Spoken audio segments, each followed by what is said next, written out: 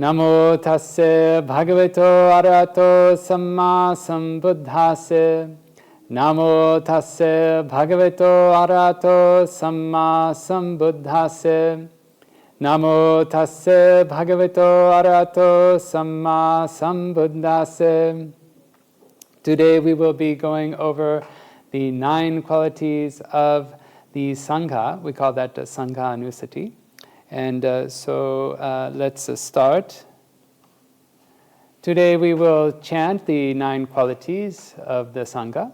We will go through the English translation. We'll do a word-by-word Pali in English translation, plus some small sections of the chants. We're not going to do the whole thing each time like we did before. But we will do several times the full chant. We will talk about the meditation on the Sangha and the benefits that can arise. And we will chant at the end, and we will go over the meaning. So we will get started. Why is this important? So this is very important because the triple gem chant, the Buddha, the Dhamma, and the Sangha, are very important, besides, of course, the Namo, Tassa. So we've done the videos before about the Buddha Anusati. We did the videos before on the Namo, Tassa, the Buddha Anusati, the 9 qualities of the Buddha, Dhamma Anusati, the 6 qualities of the Dhamma, and now we're doing the 9 qualities of the Sangha. So the Buddha, the Dhamma, and the Sangha are very important, and they're chanted sometimes 3 times per day. It depends on the monastery chanting schedule, and it's across most traditions. In the Theravada tradition, they chant this. It's a standard chant. You should learn this before, well before you know the Karaniya Metta Sutta, and so it's a very important chant. This is triple gem. To declare yourself as a Buddhist, you take refuge in the triple gem. So it's very important to know the qualities of the Buddha, the Dhamma, and the Sangha. And this is 9 qualities, 6 qualities, and again 9 qualities of the Sangha. So there are 24 qualities in all for the triple gem. And the Sangha, the 9 qualities of the Sangha, if you're a donor at some monastery, sometimes they chant Supatipanno Bhagavato Savaka Sangho. This is part of the chant. And we hear it all the time. They just keep chanting it over and over again as all the monks go through the line. Sometimes 100 monks. It takes a long time. And they're just chanting it over and over again. It promotes the faith in the Arya Sangha. It is calming and gives joy, and what is calming and gives joy can be used as a meditation object. So I hope that you can also experience this calming and joyness that can arise, and you can try this as one of your meditation objects. It doesn't have to always be meditation on the breath. There are 40 subjects, and so you can alternate and experiment with different types of meditation objects, and just to increase your faith, it's also very important. So let's go through the verse.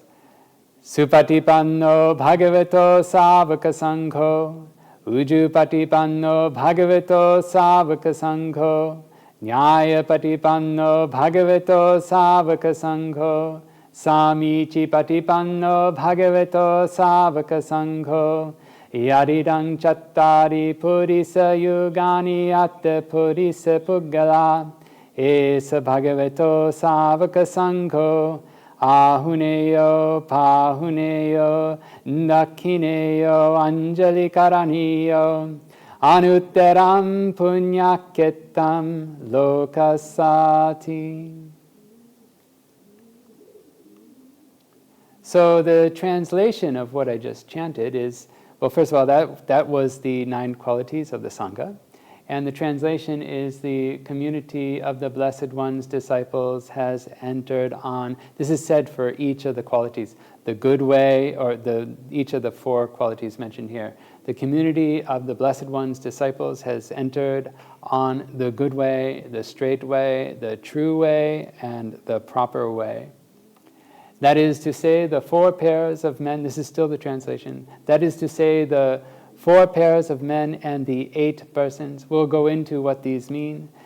This community of the Blessed One's disciples is fit for gifts, hospitality, offerings, and reverential salutation as an incomparable field of merit for the world. And that is the 9 qualities of the Sangha.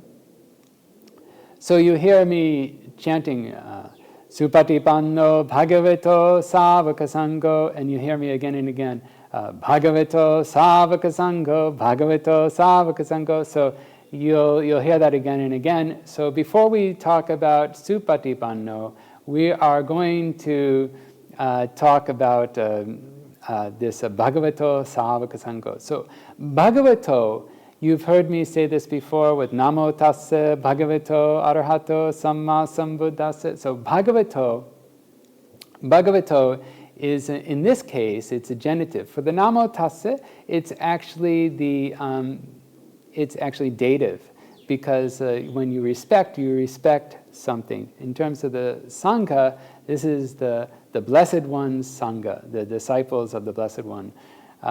So this is actually possessive, or we can say genitive. Normally we say genitive when we use Pali grammar terms, but you might know it as possessive. So apostrophe S is how you can understand it. Savaka. Savaka means hearers. We have the root su, and there's a special character. You can see there's an N with a dot underneath. So this is sort of a special character to denote that there is a lengthening of the vowel. Sometimes actually we do that with the trailing E. Like if we have the word name, N-A-M-E, we don't pronounce N-A-M, and then we don't pronounce that to E. It's a silent E. In the same way, we have this N, which is it's a lengthener. It changes the way the root is presented. And then we have the akka, which is it's a suffix. And so this is how we build words in the Pali language. I'm quite new to Pali, and but I can understand how this works, and it might seem strange how su can turn into savaka, but we have a word like bu and bhava. They're actually the same. So it's quite common to have that the u change into av. So we do that. Saṅgha. So the Saṅgha is the community of the disciples. We have many different interpretations of what Saṅgha means. Often, even for the monasteries, it's just the members of the monastery, usually the bhikkhus, and we have the fivefold Saṅgha. We can sometimes include the upasikas, the lay devotees, but really in normal situations we are just usually referring to the monks. And but in this case, and this is true usually when you hear when they're praising the Saṅgha in the suttas, they're actually referring to the noble disciples, the Arya Saṅgha. And so in this case, especially in terms of the veneration, we are talking about those who have right view. And it's an irreversible state. We'll talk about that later. But you'll hear patipanno. So we use the translation entered because they have fully entered. They have gone in a way that's irreversible. And so they've practiced well. Sometimes you'll hear that.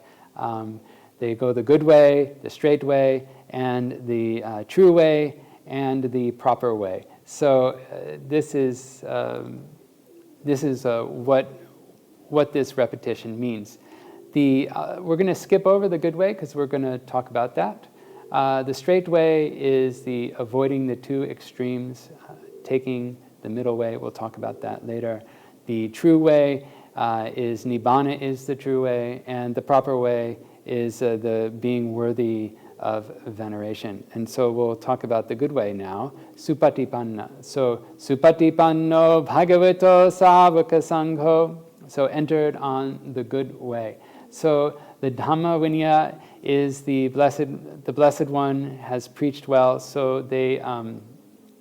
that means the way is the Dhamma and the Vinaya. So the teachings and the moral code that has been preached by the Bhagava. And this is, you can go back to the previous video on the Dhamma, the 6 qualities of the Dhamma. And Swakato Bhagavata Dhammo. So again, you see the Bhagavata again. And this means by the Buddha. And so we have Su, which means good, as we have talked about before. And good and Patipanna, it means to walk or to follow the path in practice. So you've probably heard some of these words before, depending on how exposed you are to Buddhist practice and everything.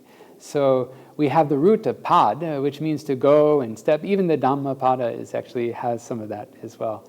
So we have they have thoroughly entered the right way. It's irreversible, and I think it's the sub-commentaries where I pulled this from, is the Arya Magga Patipada.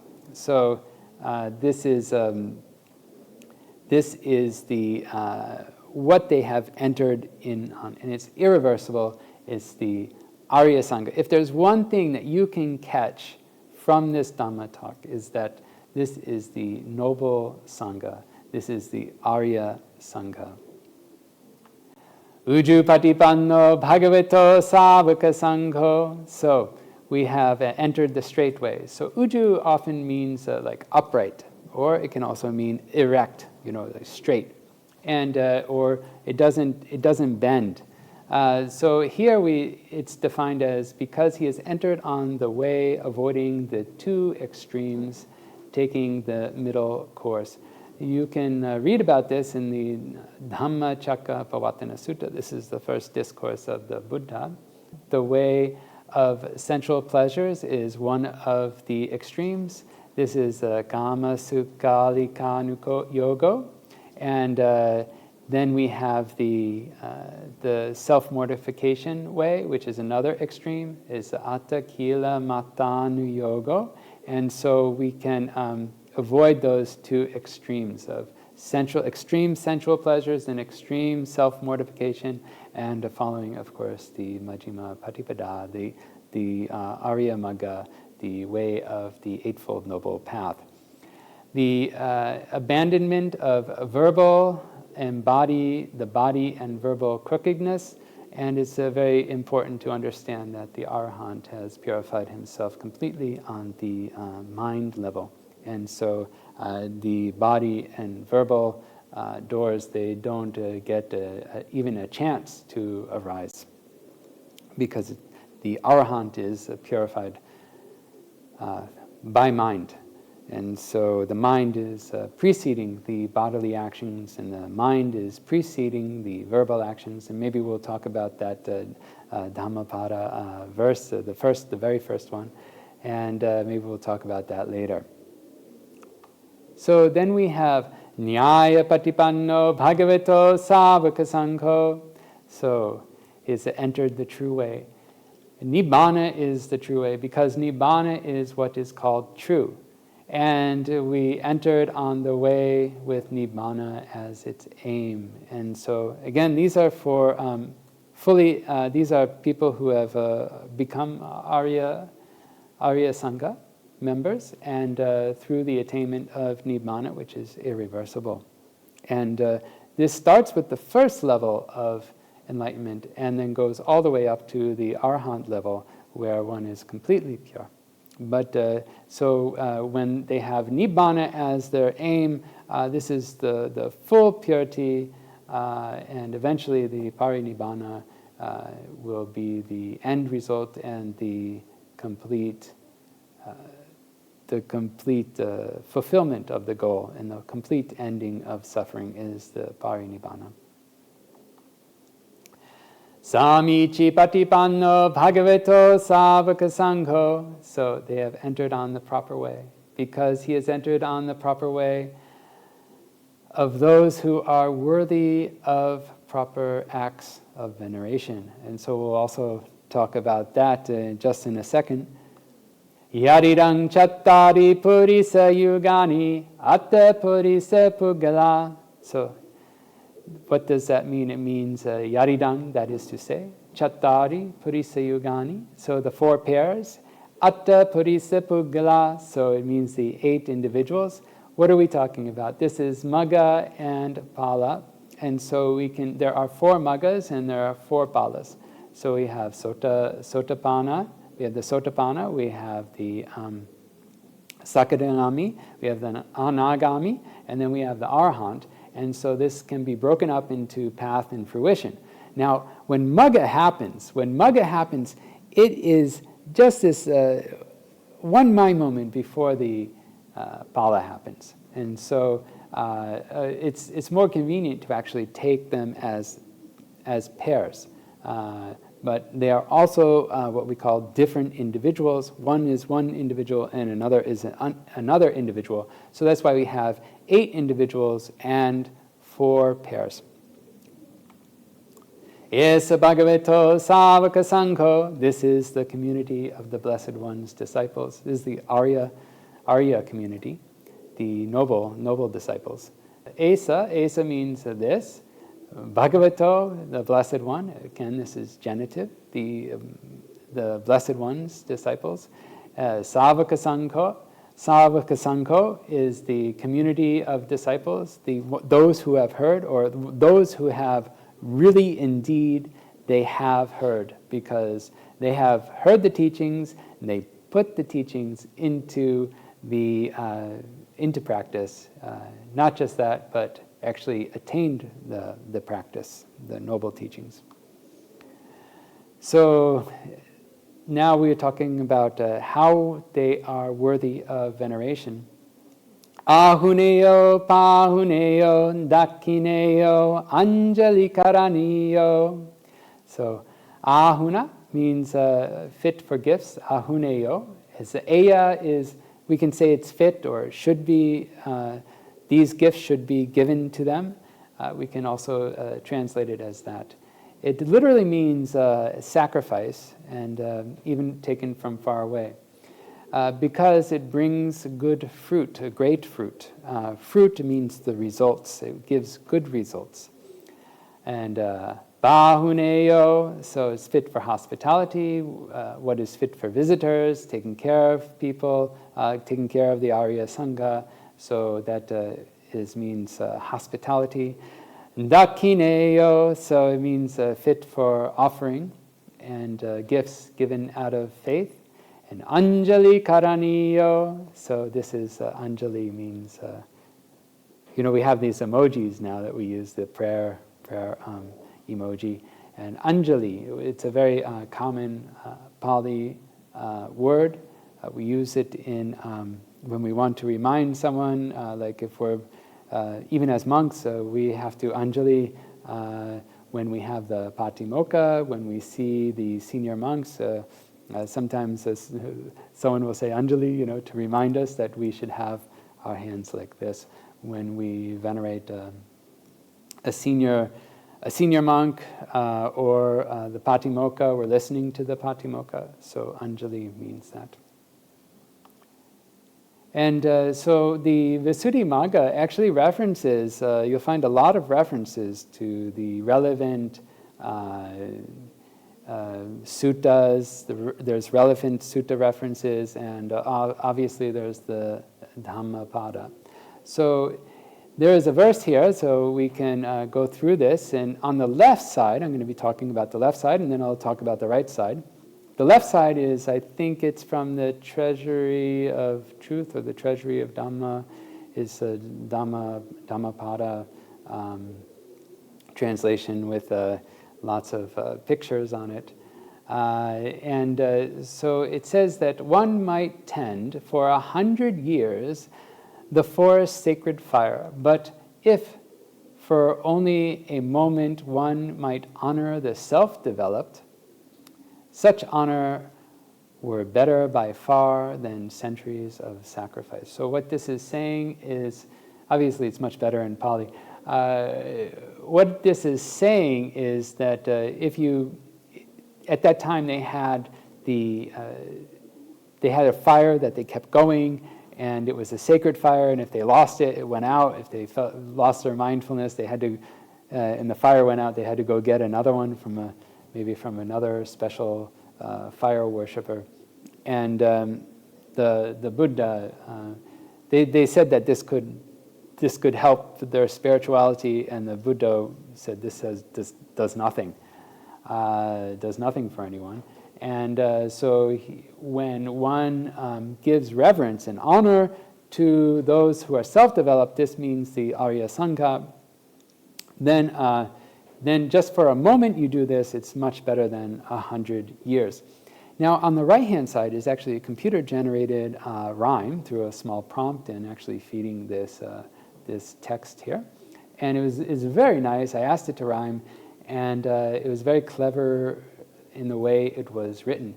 For a century one could care, a sacred flame in forest's lair, yet a fleeting moment spent in homage to the self-content outshines the ritual, ancient and rare, a moment's respect, beyond compare. And actually we're going to talk about that, beyond compare and outshines.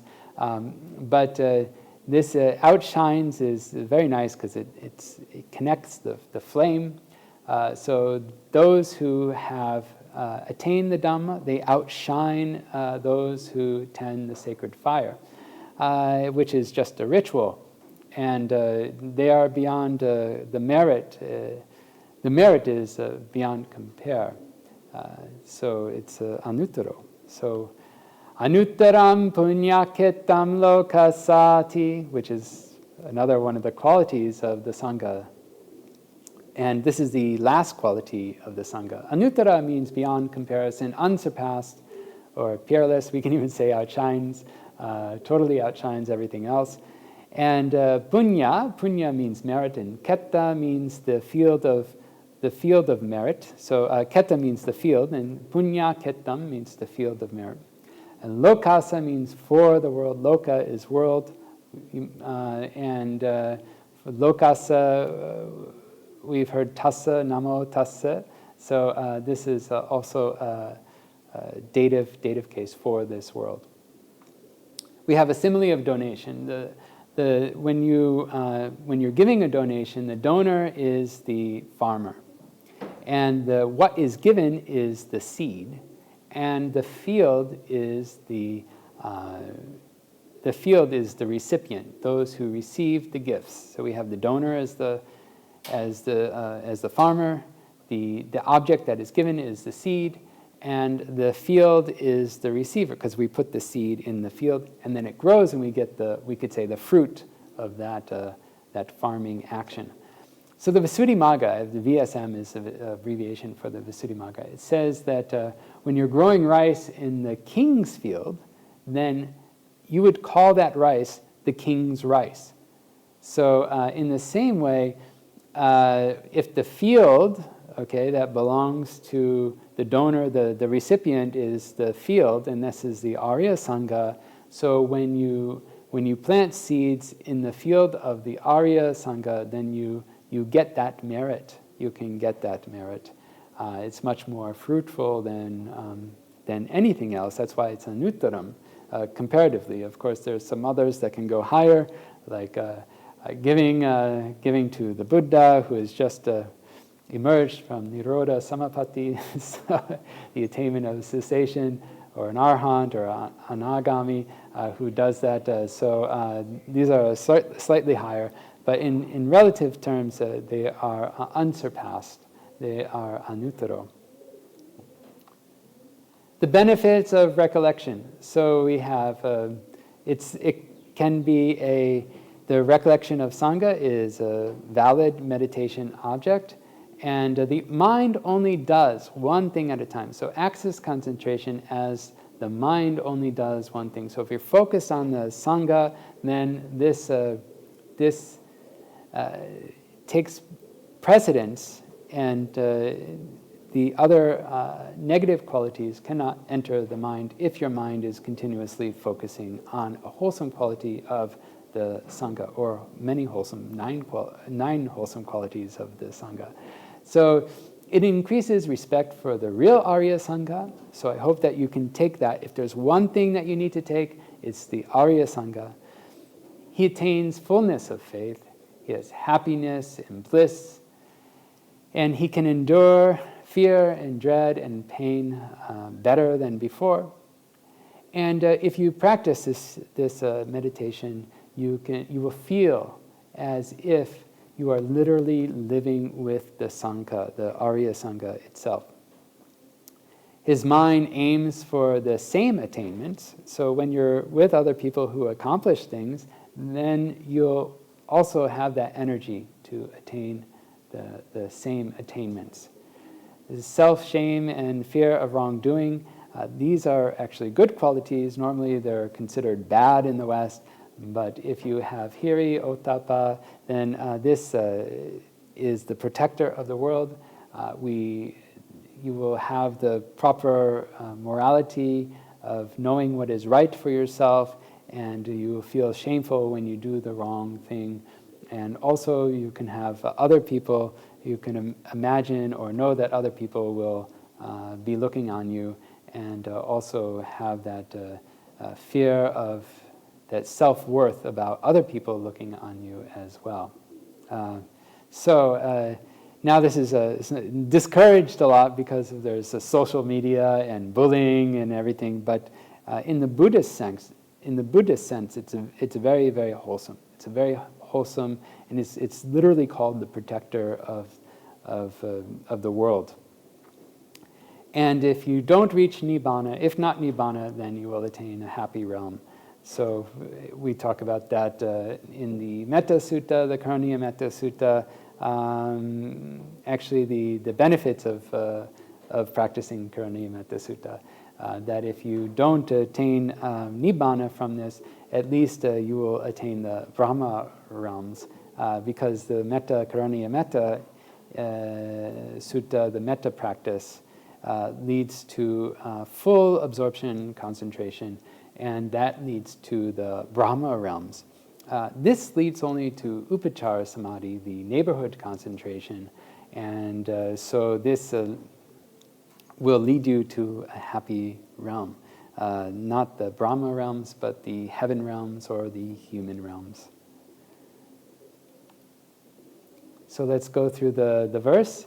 Supatipanno bhagavato savaka sangho, ujupatipanno bhagavato savaka sangho, nyayapatipanno bhagavato savaka sangho, samichipatipanno bhagavato savaka sangho, yaridang chattari purisa yugani atta purisa puggala, esa bhagavato savaka sangho, ahuneyo pahuneyo dakhineyo anjali karaniyo anutteram punyaketam lokasati. So let's do that one more time.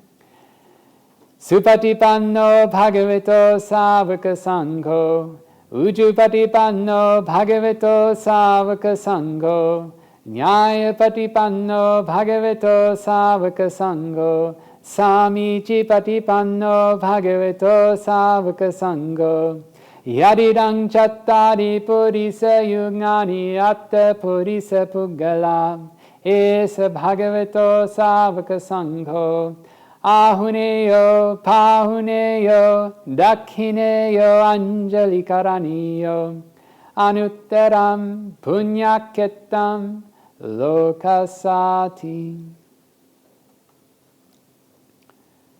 So again, we go over the English translation. If you missed the sum of what the meaning was, the community of the Blessed One's disciples has entered on the good way, the straight way, the true way, the proper way. That is to say, the four pairs and men, that is to say, the four pairs of men, the 8 persons. This community of the Blessed One's disciple is fit for gifts, hospitality, offerings, and reverential salutation, as an incomparable field of merit for the world. In conclusion, these are the 24 qualities of the Buddha, the Dhamma, and the Sangha. We have just covered the Saṅgha, the 9 qualities of the Sangha. If you have not gone over the videos of the Buddha, the 9 qualities of the Buddha, or the 6 qualities of the Dhamma, I encourage you to listen to those again and again. Maybe I'll make some shorter videos where we just go through a translation and we chant these qualities. And of course, if you forget what the Saṅgha Anusati means, the 9 qualities of the Saṅgha, you can listen to this video as well. And I encourage you to listen to these again and again and again, and to chant these yourself again and again and again without such a video. Only if you forget what the qualities mean, then you should listen again. To conclude some more, the benefits, you can get the Upachara Samadhi. This is called the neighborhood concentration. It's very useful for developing Vipassana. Vipassana is when you know the mind and matter, and you also know the causes of mind and matter. These are past causes, and also understanding how the future results, so past, present, and future. And the 5 khandhas, mind and matter is a shortcut for that, a short term for that. Mind and matter is the 5 khandhas. And if you can practice Upachara Samadhi and practice the Vipassana, and taking the causes for mind and matter and applying the 3 characteristics, anicca, dukkha, and anatta, you can see the impermanence, suffering, and non-self of the mind and matter and causes, and seek the escape from that and reach and attain Nibbana Supreme. So I wish this for you, that you can attain Nibbana safely and quickly, and this concludes our talk. So sadhu, sadhu, sadhu.